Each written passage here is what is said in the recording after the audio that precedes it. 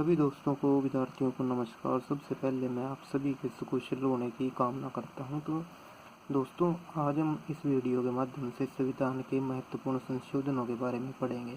जैसा कि आप सभी जानते हैं कि संविधान में समय समय पर नियमित रूप से कुछ बदलाव, कुछ चेंजेस, कुछ मॉडिफिकेशन की जाती है, जिसको हम संविधान संशोधन कहते हैं या कॉन्स्टिट्यूशनल अमेंडमेंट्स कहते हैं। तो सबसे पहले हम पढ़ते हैं कि जो ये अमेंडमेंट करने का प्रावधान है वो कहाँ पर लिखा हुआ है। तो संविधान के अनुच्छेद 368 या फिर आर्टिकल 368 के अंदर ये कहा गया है कि संविधान के अंदर संशोधन किया जा सकता है। तो सबसे पहली बात है कि संविधान के अंदर संशोधन किस अनुच्छेद के तहत किया जाता है, तो वो है 368। सबसे पहले हम पढ़ते हैं कि प्रथम संविधान संशोधन क्या करता है, जो कि 1951 में हुआ है। तो दोस्तों, जो 1951 में फर्स्ट अमेंडमेंट हुआ संविधान के अंदर, उसके अंतर्गत जो मौलिक अधिकार हमारे दिए हुए हैं, मौलिक अधिकार में जैसे समानता का अधिकार, स्वतंत्रता का अधिकार, संपत्ति का अधिकार, तो इन अधिकारों को सीमित किया गया ताकि इनका मिसयूज ना किया जा सके और ताकि इनको लोग एक्सेस में ज़्यादा यूज़ ना करें।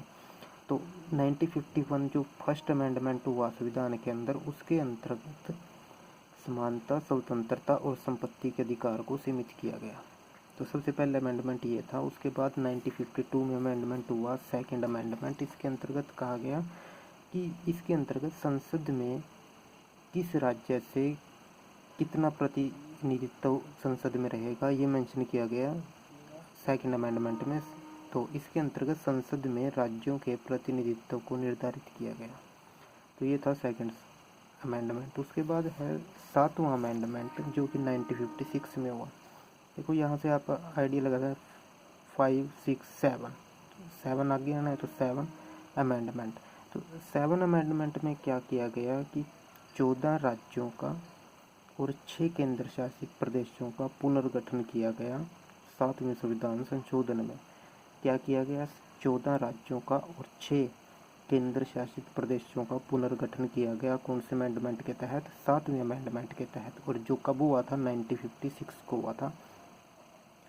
और इसी के अंदर लोकसभा और राज्यसभा में सीटों का वितरण किया गया कि लोकसभा में कितनी सीटें रहेंगी और राज्यसभा में कितनी सीटें रहेंगी। तो ये सारा का सारा कहाँ बताया गया? सातवें संविधान संशोधन में, जो कब हुआ था? 1956 को।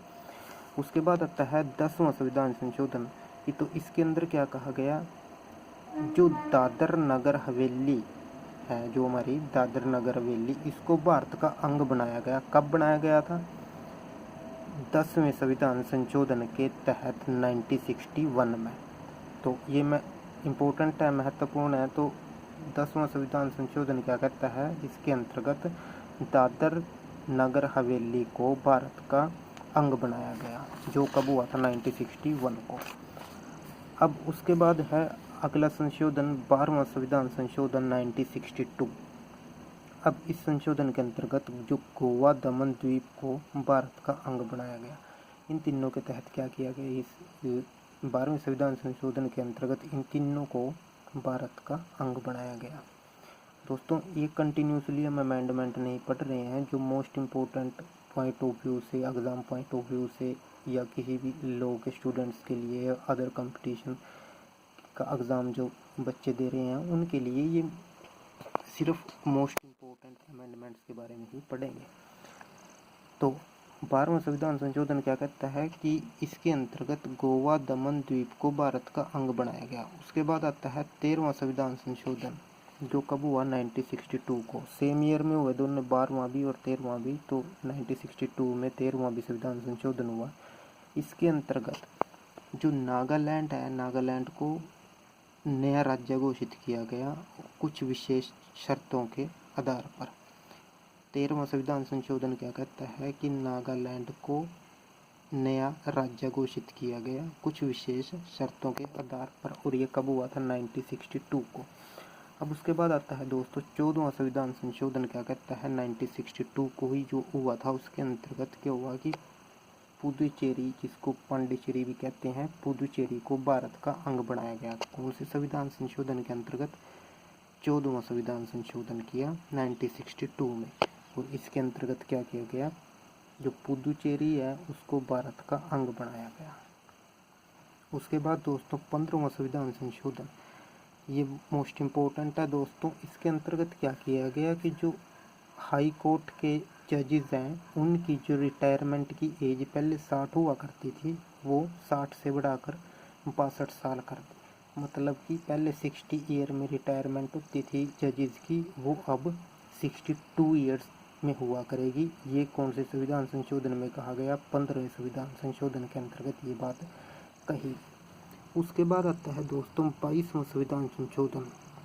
तो 22वां संविधान संशोधन क्या कहता है, इसके अंतर्गत जो सिंधी भाषा है उसको भारतीय भाषाओं की सूची में जोड़ा गया। मतलब कि उसको मान्यता प्राप्त प्रदान की गई सिंधी भाषा को। कौन से संविधान संशोधन में, 22वें संविधान संशोधन में।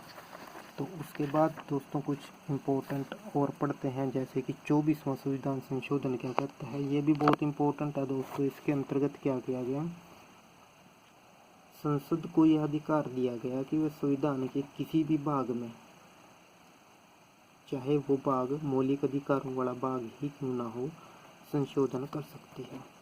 तो 24वां संविधान संशोधन क्या कहता है, संसद को यह अधिकार है कि वह संविधान के किसी भी भाग में जिसमें मौलिक अधिकारों वाला भाग भी शामिल हो, संशोधन कर सकती है।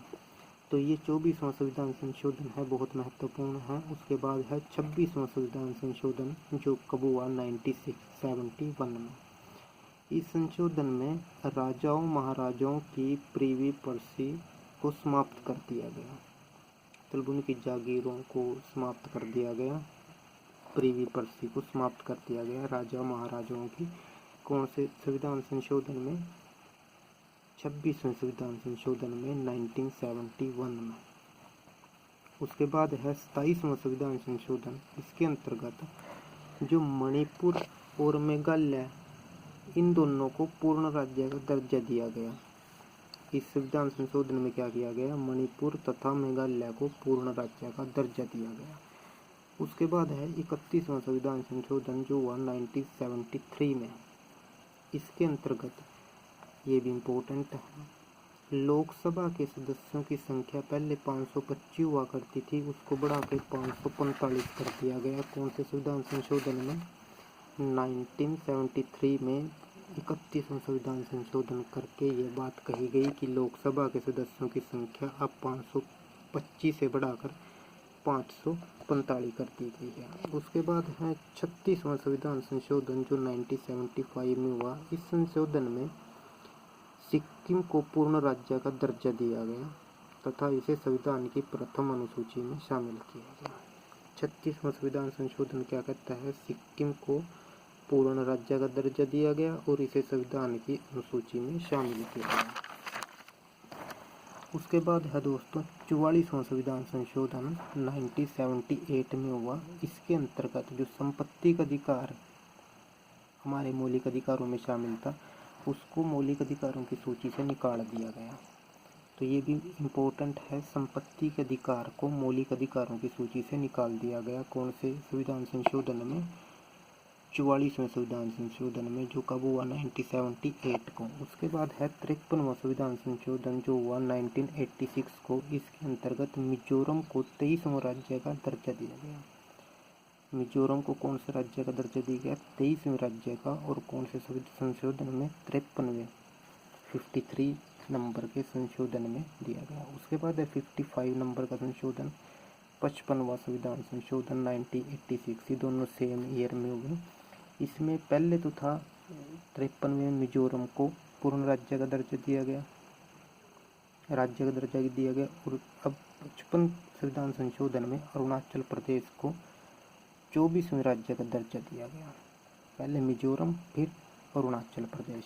उसके बाद है 56वां संविधान संशोधन 1987 में। इसमें गोवा को 25वें राज्य का दर्जा दिया गया। 23, 24, 25, पहले मिजोरम, फिर अरुणाचल प्रदेश और फिर गोवा को 25वें राज्य का दर्जा दिया गया 56वें संविधान संशोधन में। उसके बाद है 58वां संविधान संशोधन 1987 में। इसमें भारतीय संविधान का हिंदी रूप के लिए प्रावधान किया गया कि भारतीय संविधान को हिंदी प्रारूप में शामिल किया गया इस संविधान संशोधन के अंतर्गत। उसके बाद है 59 नंबर का संविधान संशोधन जो 1988 में हुआ। इसके अंतर्गत पंजाब में राष्ट्रपति शासन 3 साल के लिए किया गया।